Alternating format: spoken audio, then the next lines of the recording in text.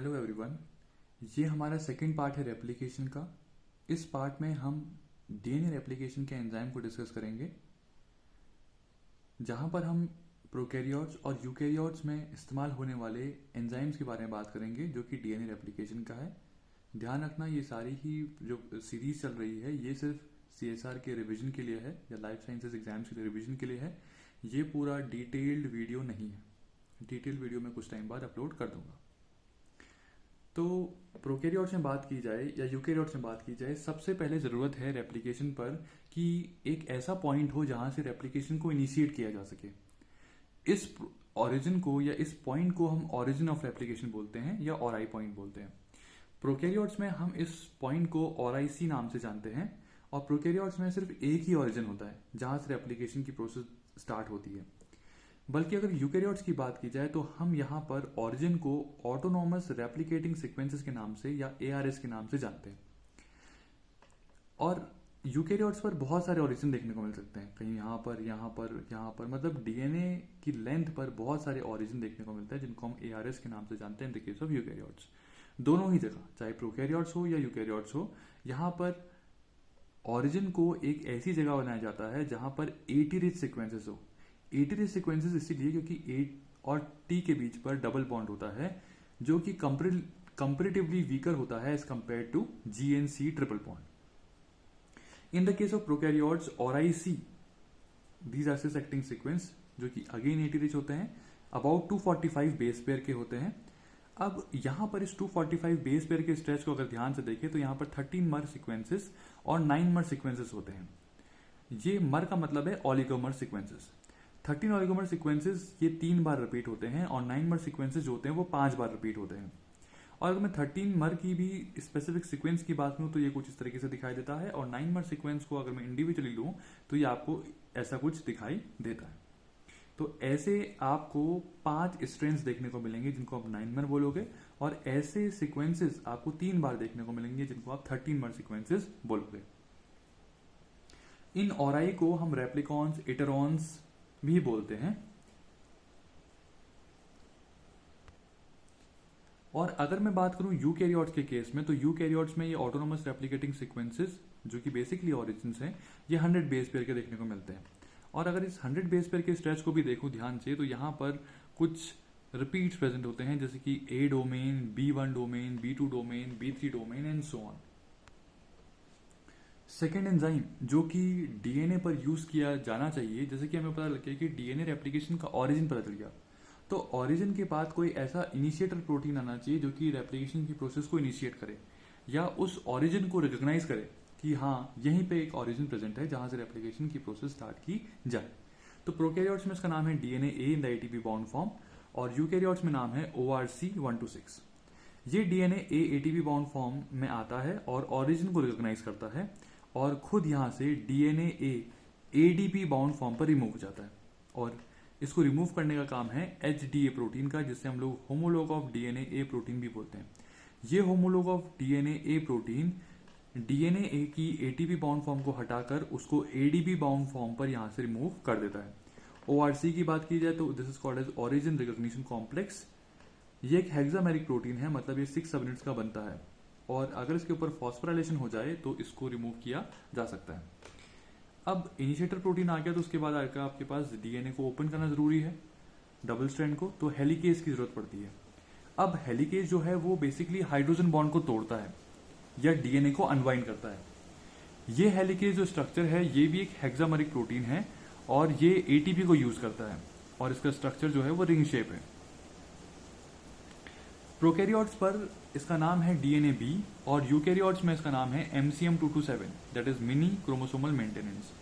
DNA B की polarity की बात की जाए तो 5' to 3' पोलरिटी है and it is loaded on the template for lagging strand, whereas MCM227 की बात की जाए तो उसकी पोलरिटी 3' to 5' है and it is loaded on template for leading strand. अब हेलिकेज इतने लाटसाप हैं कि वो खुद नहीं आते, उनको लोड करने के लिए किसी और ट्रांसपोर्ट की जरूरत होती है, और इन ट्रांसपोर्टर्स को या उन व्हीकल्स को हम हेलिकेज लोडर्स या लाइसेंसिंग फैक्टर्स बोलते हैं। और ये भी एटीपी डिपेंडेंट है, मतलब इनको भी एनर्जी की रिक्वायरमेंट है और हेलिकेज को खुद को भी एनर्जी की रिक्वायरमेंट है, तो इनका नाम है डीएनए सी। और इन द केस ऑफ यूकैरियोट्स हम इनको CDC6 और CDT1 के नाम से जानते हैं। अब जब आपके पास डीएनए के 2 हेलिक्स खुल जाते हैं तो ज़रूरत है कि वो जो डीएनए के डबल हेलिक्स वाले स्ट्रक्चर सिंगल स्ट्रैंड में कन्वर्ट हुए हैं वो हमेशा या कुछ देर के लिए सिंगल स्ट्रैंड पर ही कन्वर्ट हो, वो वापस से जुड़ ना जाए। तो इसीलिए उनको ज़रूरत है कि वहाँ पर कुछ सिंगल स्ट्रैंडेड बाइंडिंग प्रोटीन्स या SSB आकर जुड़ जाए। ये प्रोकैरियोट्स में हम इनको SSB या सिंगल स्ट्रैंडेड बाइंडिंग प्रोटीन्स ही बोलते हैं, वेरेज यूकैरियोट्स पर हम इन्हें रेप्लिकेशन प्रोटीन A के नाम से जानते हैं। और ये जनरली टेट्रामेरिक स्ट्रक्चर्स हैं। तो ये कोऑपरेटिव फैशन पर इनकी बाइंडिंग होती है, मतलब अगर एक सिंगल स्ट्रैंडेड बाइंडिंग प्रोटीन जुड़ गया तो उसके बाद और सिंगल स्ट्रैंडेड बाइंडिंग प्रोटीन आते हैं, फिर और आते हैं। तो इसे हम बोलते हैं कोऑपरेटिव फैशन पर सिंगल स्ट्रैंडेड बाइंडिंग प्रोटीन्स की जुड़ावट या उनको जुड़ जाना। ये सिंगल स्ट्रैंडेड बाइंडिंग प्रोटीन कोई सीक्वेंस स्पेसिफिक नहीं है, मतलब जहां पर उनको सिंगल स्ट्रैंड दिखाई दिया वहां पर जाकर बाइंड हो जाते हैं। और इनकी एक स्पेसिफिक जुड़ने की काबिलियत है।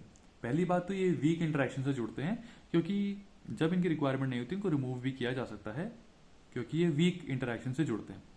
अब वीक इंटरेक्शन पर भी एक है इलेक्ट्रोस्टैटिक इंटरेक्शन। ये सिंगल स्ट्रैंडेड बाइंडिंग प्रोटीन्स अपना इलेक्ट्रोस्टैटिक इंटरेक्शन से बाइंड करते हैं फॉस्फेट बैकबोन के साथ, और बेस के साथ या हाइड्रोफोबिक और वंडरवॉल इंटरेक्शन के साथ बाइंड करते हैं। अगला एंजाइम है टोपोआइसोमरेज। टोपोआइसोमरेज का काम है कि पॉजिटिव सुपर कॉइलिंग को रिमूव करना डीएनए से, मतलब कहीं पर अगर ज्यादा ही सुपर कॉइलिंग हो जा रही है तो उसको रिमूव करना या नेगेटिव सुपर कॉइलिंग इंसर्ट करना। और बेसिकली फॉस्फोडाइस्टर बॉन्ड को तोड़ता है, तब जाकर पॉजिटिव सुपर कॉइलिंग को रिमूव किया जा सकता है। टोपोआइसोमरेज मेनली 2 कैटेगरीज में डिवाइडेड है, टाइप 1 और टाइप 2 में। टाइप 1 की खास बात है कि सिंगल स्ट्रैंडेड कट लगाता है और टाइप 2 डबल स्ट्रैंडेड कट लगाता है। टाइप 1 बेसिकली ऑड नंबर पर ही इनके नाम है, टोपोआइसोमरेज 1 हो गया, 3 है, 5 है and so on. Type 2 even number पर देखने को मिलते हैं, topoisomerase 2, 4 and so on. Type 1 को एटीपी की रिक्वायरमेंट नहीं है, वेयरएज टाइप 2 को एटीपी की रिक्वायरमेंट पड़ती है। ये डीएनए के लिंकिंग नंबर को 1 से चेंज कर देते हैं और टाइप 2 वाले डीएनए के लिंकिंग नंबर को 2 से चेंज कर देते हैं। अब जितने भी टोपोआइसोमरेज हैं इनकी खास बात यह है कि वहां पर एक टायरोसिन ग्रुप होता है जो कि न्यूक्लियोफिलिक होता है, क्योंकि टायरोसिन के पास OH ग्रुप है जो कि खुद न्यूक्लियोफिलिक है। ये जो टायरोसिन ऑक्सीजन होता है वो अटैक करता है और फॉस्फोडाइस्टर बॉन्ड को ब्रेक कर देता है। जैसे कि मान लीजिए यहाँ पर आपके पास डीएनए का स्ट्रैंड है, यहाँ पर फॉस्फोडाइस्टर बॉन्ड था जिसको ब्रेक करना था, क्योंकि यहाँ पर पॉजिटिव सुपर कॉइलिंग हो रही थी। तो अगर इसको ब्रेक करना है तो यहाँ पर टोपोआइसोमरेज का टायरोसिन का टायरोसिल ग्रुप अटैक करेगा और यहाँ पर फॉस्फोटायरोसिन बॉन्ड का फॉर्मेशन होगा, जिसको हम लोग ट्रांस ईस्टरिफिकेशन रिएक्शन 1 बोलते हैं। उसके बाद वापस से जब डीएनए के स्ट्रैंड रिकॉइल होकर या अनकॉइल होकर वापस से जुड़ना चाहेंगे तो उस प्रोसेस को हम ट्रांसिस्टरिफिकेशन रिएक्शन बोलते हैं। तो टोपोआइसोमरेज के टाइम पर 2 ट्रांसिस्टरिफिकेशन रिएक्शन होती है, एक तो फॉस्फोडाइस्टर बॉन्ड को तोड़ने के लिए और दूसरी वापस से अनकॉइलिंग के बाद जोड़ने के लिए। अभी थोड़ी एडिशनल इंफॉर्मेशन है जिसको आप ध्यान रख भी सकते हैं और नहीं भी। इसमें अगर मैं टाइप 1 को और डिटेल में बात करूं तो टाइप 1 भी कैटेगराइज है टाइप 1A, 1B और 1C में। टाइप 1A ये 5 प्राइम फॉस्फेट से कोवलेंटली बाइंड करता है, सिंगल पास फिनोमेना दिखाता है। टोपोआइसोमरेज 1, टोपोआइसोमरेज 3 और रिवर्स गायरेज इसके एग्जांपल्स हैं। एग्जांपल्स हैं टोपोआइसोमरेज 1, 3 और रिवर्स गायरेज टाइप 1A के एग्जांपल्स हैं।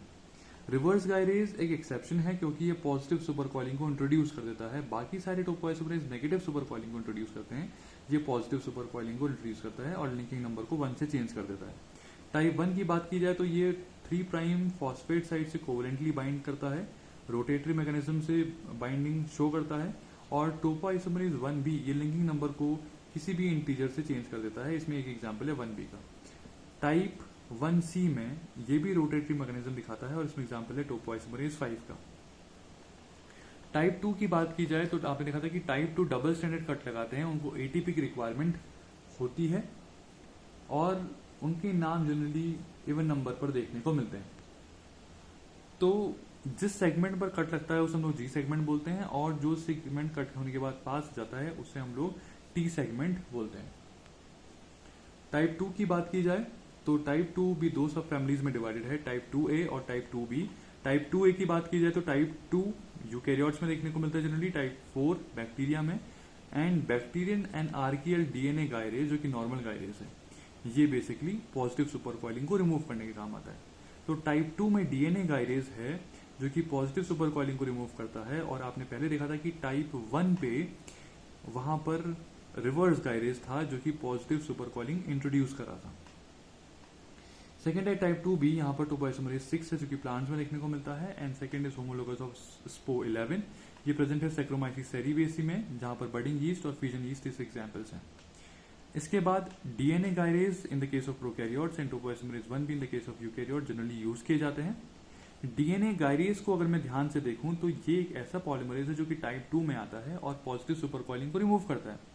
ये एक टेट्रामेरिक स्ट्रक्चर है, मतलब 4 सबनेट से बनता है। 2 सबनेट्स जो है वो गायरेज ए की हैं और 2 सबनेट गायरेज बी की हैं। गायरेज ए का काम है कि कट करना और वापस से डीएनए को ज्वाइन करना, रीज्वाइन करना, और गायरेज बी का काम है ये एटीपी का हाइड्रोलिसिस करना या एनर्जी प्रोवाइड करना। अब यहाँ पर कुछ ड्रग्स हैं जैसे कि क्यूनोलोन, नैलिडिक्सिक एसिड और उनके fluorinated derivatives such as norfloxacin and ciprofloxacin, ये गायरेज ए के साइड बाइंड करते हैं। सेकेंडली अगर मैं बात करूं नोवा बायोसिन की, ये गायरेज बी के साथ बाइंडिंग शो करती है। अब अगला है प्राइमेज। प्राइमेज आपके पास आरएनए प्राइमर को ऐड करता है। ये बेसिकली 3' OH ग्रुप प्रोवाइड करता है ताकि 3' OH ग्रुप इनकमिंग न्यूक्लियोटाइड पर एक न्यूक्लियोफिलिक अटैक कर सके या डीएनटी पर न्यूक्लियोफिलिक अटैक कर सके। प्रोकैरियोट्स में इसका नाम है डीएनए-जी और यूकैरियोट्स में डीएनए पॉलीमरेज अल्फा की एक सब यूनिट है जो कि काम कर लेती है। और एक और इम्पोर्टेंट बात कि पीसीआर रिएक्शन जब हम लोग कराते हैं तो वहां पर हम लोग आरएनए प्राइमर का इस्तेमाल ना कर डीएनए प्राइमर्स का इस्तेमाल करते हैं। अब इतने सारे एंजाइम्स के बारे में हमने बात कर ली, अब जो सबसे इंपॉर्टेंट एंजाइम है जिसका नाम है डीएनए पॉलीमरेज, उसके बारे में बात करते हैं। प्रोकैरियोट्स में बहुत टाइप के डीएनए पॉलीमरेज है, मेनली 5 डिफरेंट टाइप के डीएनए पॉलीमरेज है। पॉलीमरेज 1, 2, 3, 4 एंड 5, जिनमें से 1, 2, 3 बेसिकली रेप्लिकेशन में यूज किए जाते हैं। डीएनए पॉलीमरेज 1 की बात की जाए तो रिपेयर और गैप फिलिंग में काम करता है और प्राइमर रिमूव भी कर सकता है, मतलब at the end of process जो आरएनए प्राइमर्स उनको रिमूव करने का काम भी डीएनए पॉलीमरेज 1 करता है। डीएनए पॉलीमरेज 2 की बात की जाए तो ये रिपेयर में काम करता है, ये बेस एक्सिशन रिपेयर मैकेनिज्म में इंपॉर्टेंटली काम करता है और ये कोड किया जाता है डिन ए जीन के थ्रू। डीएनए पॉलीमरेज 3 ये मेजर पॉलीमरेज है जो कि काम करेगा, इसका काम प्रूफ रीडिंग एक्टिविटी करना भी है। डीएनए पॉलीमरेज 4 जो कि डिन बी जीन से कोड होता है, और डीएनए पॉलीमरेज 5 जो कि यूएमयू-सी और यूएमयू-डी जीन से कोड होते हैं, इनका काम ट्रांसलेशन डीएनए सिंथेसिस पर है, मतलब जो है पर भी गलती है उनको बाईपास करना। और ये जो पॉलीमरेज है डीएनए पॉलीमरेज 4 और 5 ये वाई फैमिली पॉलीमरेज है। अब डीएनए पॉलीमरेज 1 और 3 ऐसे पॉलीमरेज हैं जो कि प्रोकैरियोट्स में बहुत इंपॉर्टेंट है, या इनको हम मेन डीएनए पॉलीमरेज भी बोल सकते हैं।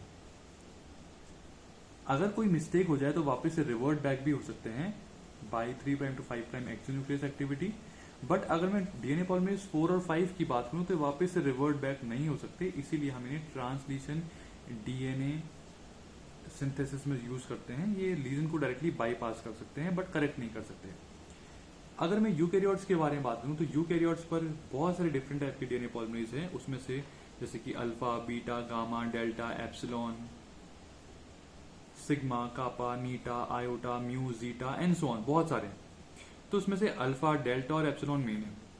इसके अलावा बीटा जो है वो बेस एक्सिशन रिपेयर मैकेनिज्म में इन्वॉल्व है, और म्यू भी रिपेयर में इन्वॉल्व है। थीटा क्रॉस स्ट्रैंड सिंथेसिस में इन्वॉल्व है। Lambda it is involve in the repair mechanism.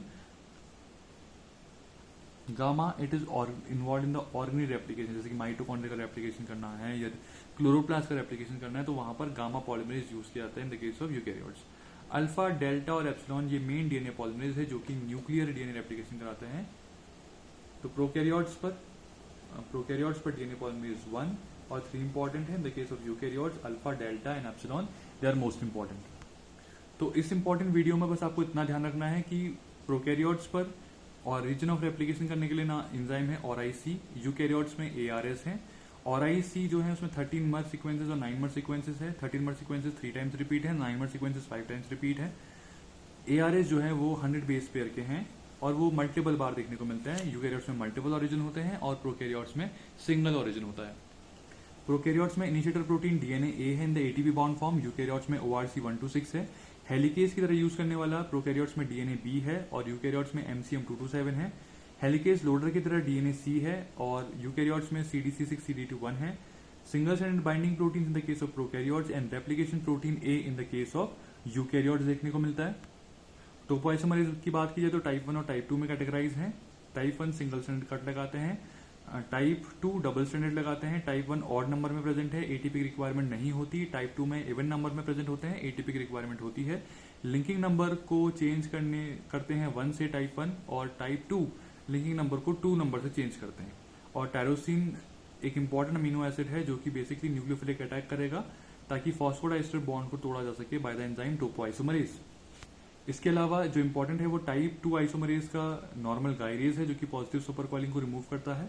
But type 1 में जो रिवर्स गायरेज था टाइप 1A पर वो पॉजिटिव सुपर कॉइलिंग को इंट्रोड्यूस करता है। इसके अलावा DNA गायरेज के बारे में इंपॉर्टेंट बात है कि टेट्रामेरिक स्ट्रक्चर है, 4 सबनेट से मिलकर बना हुआ है। 2 सबनेट जो है वो गायरेज A की है और 2 सबनेट गायरेज B की है। गायरेज A का काम है कट और रिजॉइन करना और गायरेज B का काम है ATP को प्रोवाइड करना। इसके अलावा क्यूनोलोन, नेलेडिक्सिक एसिड और उनके फ्लोरिनेटिव डेरिवेटिव्स नॉरफ्लॉक्सासिन और सिप्रोफ्लॉक्सासिन गायरेज A के साथ बाइंड करते हैं, उसकी एक्टिविटी को रोकते हैं और नोवाबायोसिन गायरेज B की एक्टिविटी को रोकता है।